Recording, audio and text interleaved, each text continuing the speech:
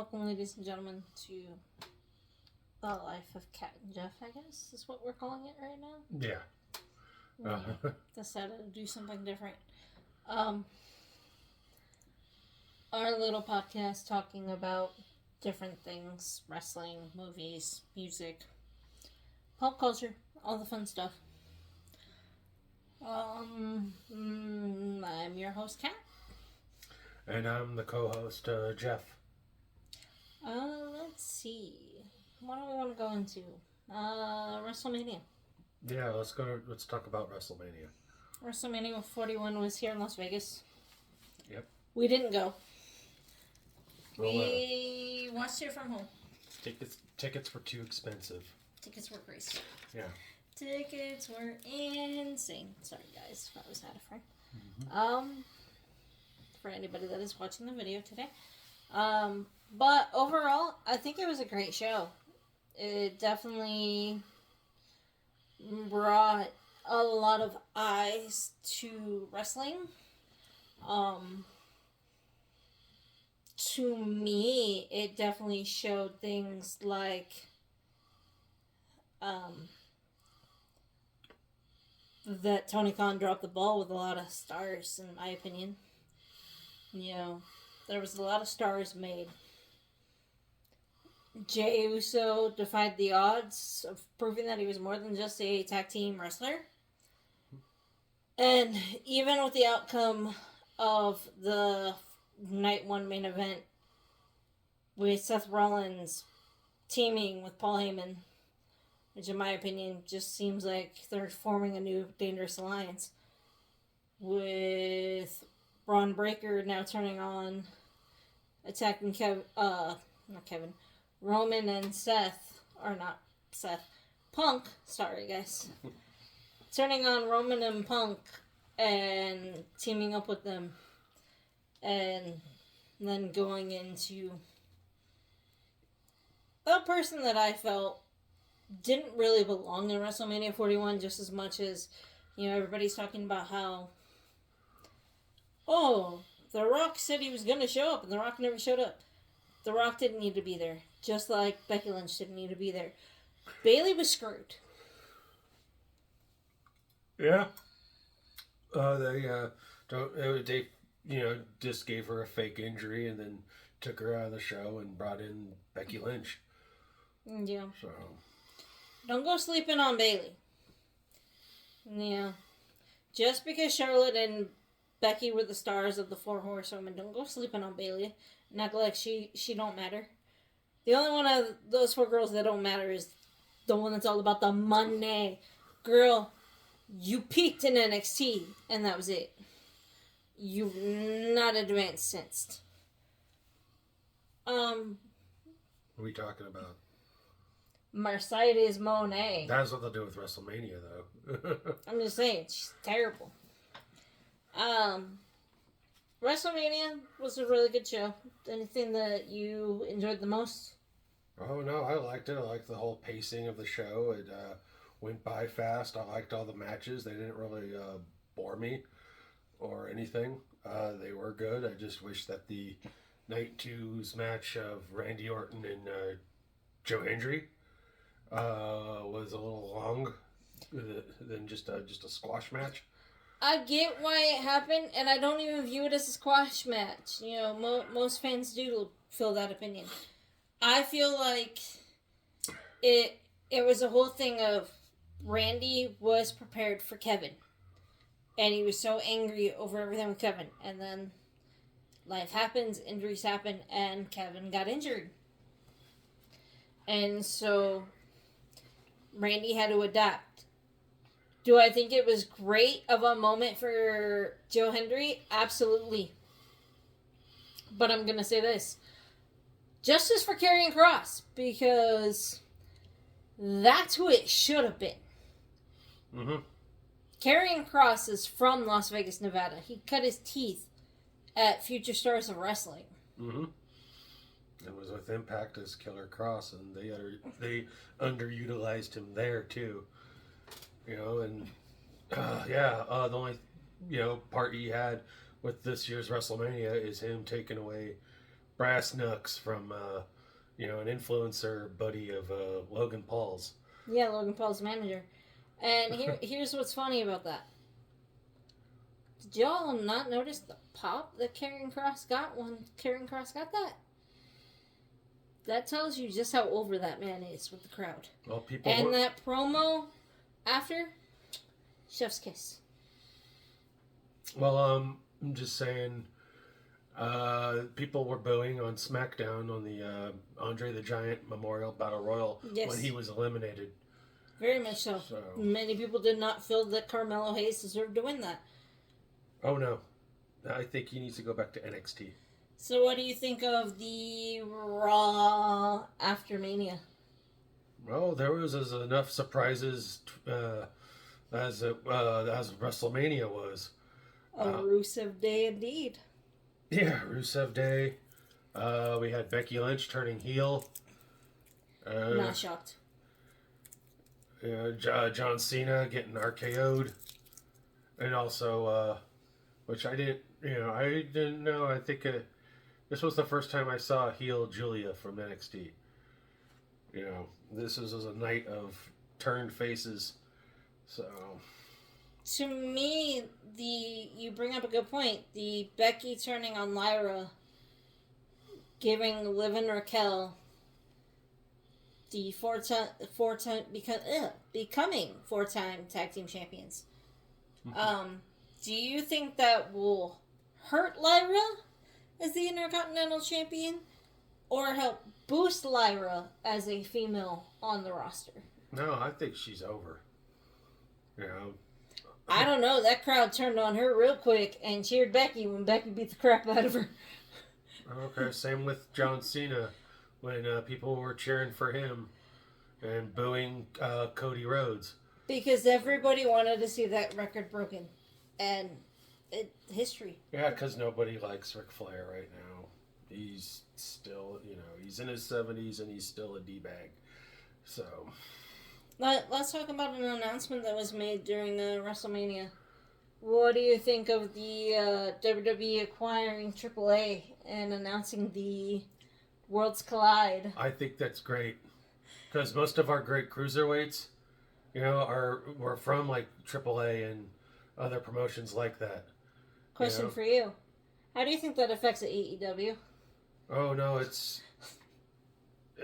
will completely affect them. I think that, give it time or less time, that they will fold. They'll probably work more and more with CMLL, which is even worse. Yeah. Okay, I think it is AAA that does the Triple Mania? Yes. Okay, yeah. I know, I knew that. I was just like going, is that what that is? I didn't know if it was CML or AAA. Nope, it was AAA.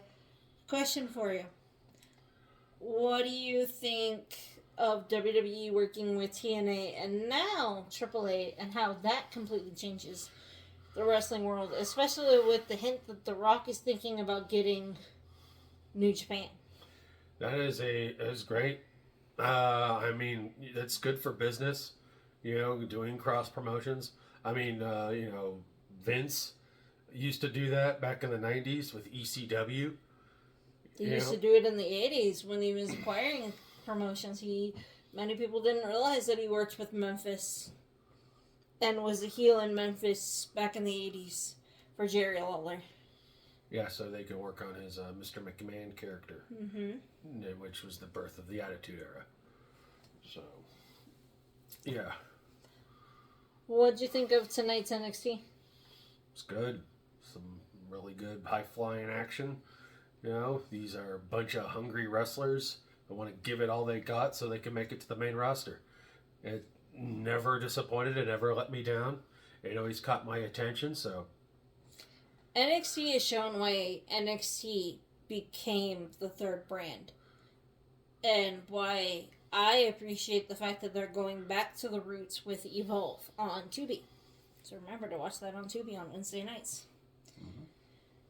And to me, I've been watching a lot of the old NXT on YouTube as YouTube's been playing the old episodes from 2014, and I'm like, Just old school WWF at the time when they were called WWF. Now they're WWE. That is the golden age of wrestling to me. Growing up in the '80s. So a Saturday night's main event and everything, and yes, I was a Hulk Hogan fan. Gosh, I was a kid when I was a fan of his. So, I would like to, see that old school, wrestling, model come back. The old school wrestling model. We don't focus in on Vignets and promos. Can we just finish can we just focus on what's in the in ring? I don't agree. Honestly, if you want that, then you can go focus on AEW that just goes.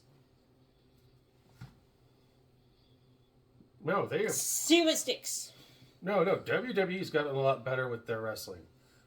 AEW is so thrown together, and people are like, it's so great, there's no writers. That's the problem. You have no build-up. No stories. Your only story right now is the Death Raiders, and that's the worst story there is. I'm sorry, this coming from a Shield fan, this coming from a Jon Moxley fan. Why? Just for a build-up of Daniel Bryan to come back? Oh, I'm sorry, Bryan Danielson. My bad. Well, the American Dragon. Yeah. Well, no, because I'm just saying, like, there was a lot more focus. I mean, we had promos in the, the locker room and, the back of the stadium and the arena with the backstage interviews, and then they would have the match, and some of those matches were actually pretty good. We need to go back to not like AEW. Because, no, they were not like 80s WWE. AEW is a clusterfuck. There's no structure. They got no story. What, Death Riders showed up out of nowhere? Here's my whole thing is... My biggest problem with AEW is the fact that there's nothing to grab your attention unless you want hardcore violence or you want things that don't make sense. Like, half the time I'm just like, why are these matches being promoted and thrown together? It's kind of like, do you remember a time that they randomly sat there and announced, hey, we're going to do Stone Cold versus Brock Lesnar on a SmackDown? Mm-hmm. Remember that. And Stone Cold walked out because it made 0 sense. Mm-hmm. Oh, yeah. No build-up. No reason for the match. No way of structurally putting it together to make it make sense. I mean, that's AEW. They don't make much sense when they put together their matches. There's a lot of talent there. And I'm sure that, when they leave that company, WWE is going to pick them up and they'll make them bigger stars. Well, that's what we're already seeing now, and that goes to a question, how awesome is it to see stars like Penta, Rey Fenix, Lexis King, Ethan Page, Ricky Starks, Jade Cargill. The second coming of... Rusev. Or, no, like the second coming of Cody Rhodes when he came back. Yeah. Rusev. We're seeing these people get pushed in new ways. Yes, Rusev was a former WWE superstar, but Rusev was over even before he got fired. Rusev Day was the hottest thing around. It's just Vince was an idiot. Yeah. Or just a guy who's just an old man who's just gotten so out of touch with reality and, Speaking of Vince McMahon and Tony Khan, here goes to the question. How does Tony Khan not allowing AEW stars to be at events for their friends make him look like Vince McMahon? Like the fact that he refused to have Sting induct Lex Luger. That I just don't understand. Tony Khan said he was going to be different from the other guys. You know, he was going to allow the wrestlers to go to the indies and everything. But, but if they associate themselves with WWE, then that's a no-no. You know? They all get in trouble. Like what happened to Ricky Starks. Yep. I mean, Ricky Starks went on record to even sit there and say he was getting backlash because WWE took photos of him getting off the bus with Cody Rhodes last year and the year before during the time of WrestleMania and Royal Rumble. And they also tended to not use QT Marshall. Well, what else do I have to say about AEW? It's not going to last long. I get what the concept was, and I was excited for it, but even after, 6 years almost? Yeah, around there. I still don't see what has captured my attention. And I'm a lifelong wrestling fan. My entire family's been wrestling fans. It's all I've known my entire life. And so for me, I'm just like, what can you bring me to make me interested in watching this week in and week out? Well, they wanted to create, we were told that they wanted to create an alternative from WWE. You know, make it all. And that would have been great had you not focused on everything WWE. Yeah, but now WWE has evolved, and that has that nice little indie feel to it. Very much so, as they bring in indie stars. Mm-hmm. And they have a better, farming ground, compared to the other guys. Well, the Performance Center. So. Here's one for you, coming back to tying into WrestleMania. What are your thoughts on Charlotte trying to do Stephanie Valkyria's doubles kiss? I'm just wondering, I don't know if she's stealing her move or calling her out. Charlotte's got no butt. No. But then again, she doesn't also have her original face, so... Oh, yeah. She definitely did get some work done. And she's also... She's gotten more work done than she's had marriages. Yeah, she's beginning to be a female version of her dad. With all those divorces. So... Yeah, but I actually felt that she did put on a good match against Tiffany Stratton in WrestleMania 41. Despite, she did show some little bit of botches. But, Tiffany brought it, and... Tiffany shined like the star that she has become. She didn't care about getting cut. She didn't care about chipping her tooth. Tiffany showed, heart and dedication there. One thing that was also talked about during the press conference, and he also mentioned her in the Hall of Fame speech, China going into the Hall of Fame. Now, that has been a long controversy, and people have always thought about it, that Hunter never wanted her in the Hall of Fame. And that's not the case at all. She belongs in the Hall of Fame. There's many women that belong in the Hall of Fame. There's many women that have not been in the Hall of Fame, and many other stars that have not been in the Hall of Fame that belong there. Well, Triple H was saying that they were just waiting for the right time. Exactly. And I honestly think that's exactly it. Is right time, right moment to pull the trigger and put her in. Because she's the number one contender Hall of Fame for sure. 100%. Yeah. And she put on a really good match, a very prominent intergender match between her and Jeff Jarrett. I know that changed wrestling for me forever as a female. No, she proved that she can do it just as well as the boys. And then some. Yeah. You know, many of the women of our generation proved they can go with the men. And that's a question I have for you. Because of the fact that they added it into 2K25, how much longer until you think we go back into intergender wrestling? Not too long, because I know that, with it's sensitive right now with everything of man on woman violence. But see, there's a difference between man on woman violence and getting in a wrestling ring with each other. Yeah, there is. I think it will definitely change. And I know in the indie circuit there's a lot of intergender wrestling. Very much so. I've watched a lot of indies and enjoyed seeing just how much there are stories to tell. And to me, I think that's the greatest thing. I mean, I grew up on Trish and Lita fighting the men, so especially Lita in China.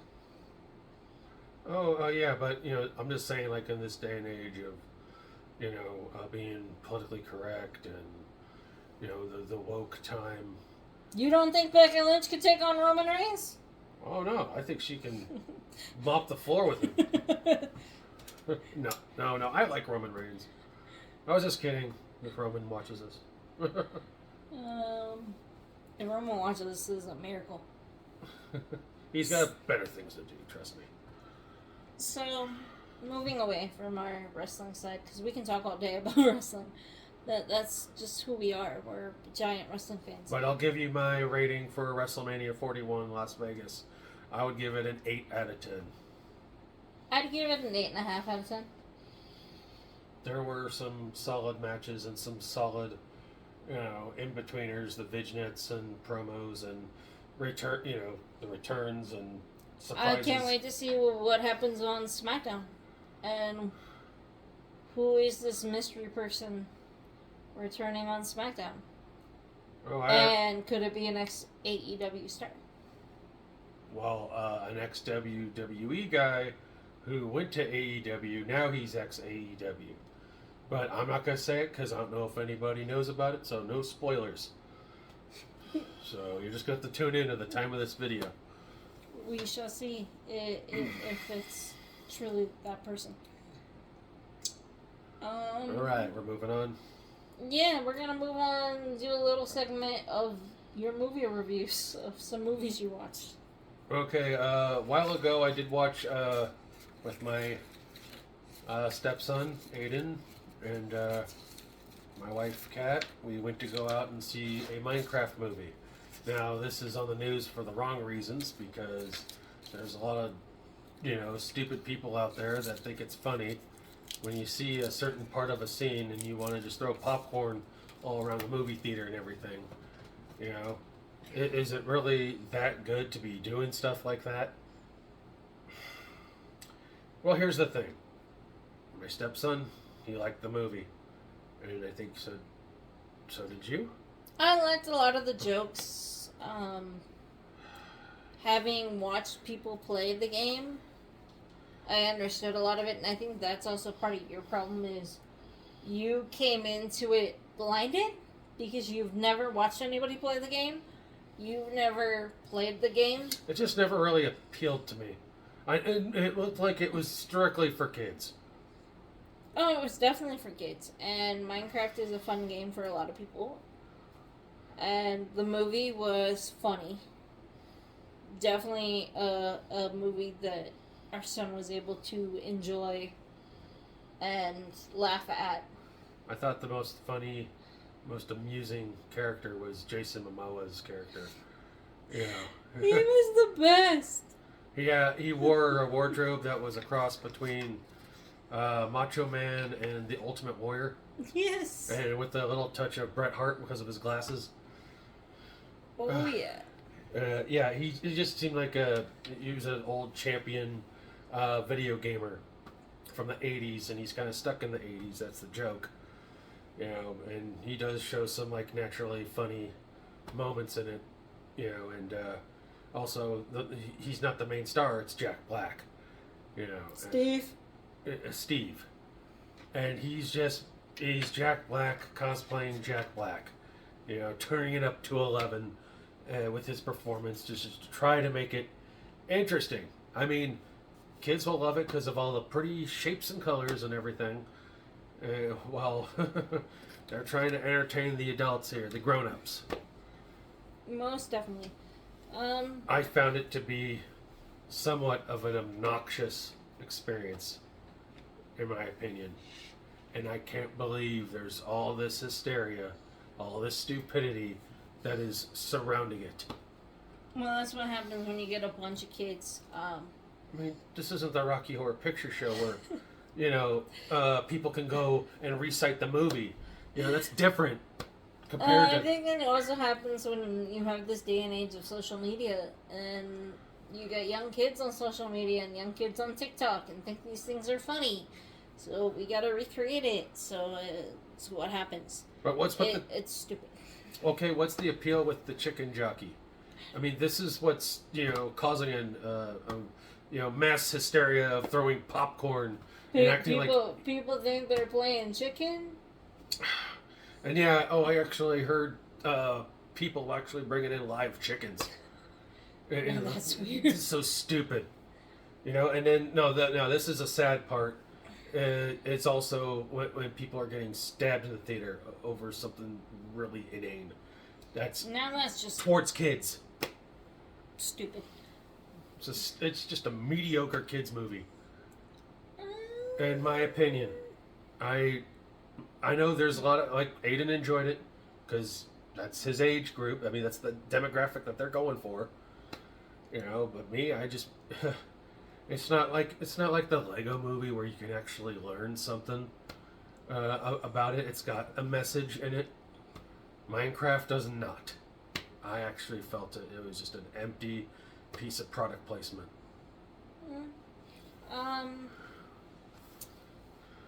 Another movie you watched today. Oh, I I was watched just weird. Companion. Yeah.